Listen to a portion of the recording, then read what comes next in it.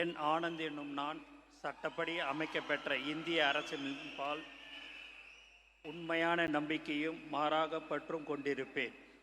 என்றும் இந்திய நாட்டின் பிள்ளதா முழு முதல் ஆட்சியும் உரிமையும் நிலைநிறுத்துவேன் என்றும் தமிழ்நாட்டு அரசின் அமைச்சராக உண்மையாகவும் உளச்சான்றுபடியும் என் கடமைகளை நிறைவேற்றுவேன் என்றும் அரசியலமைப்பிற்கும் சட்டத்திற்கும் இணங்க அச்சமும் ஒருதலை சாராவும் இன்றி விருப்பு வெறுப்பை விலக்கி பலதரப்பட்ட மக்கள் அனைவருக்கும் நேர்மையானதை செய்வேன் என்றும் ஆண்டவன் மீது ஆணையிட்டு உறுதிமொழிகிறேன்.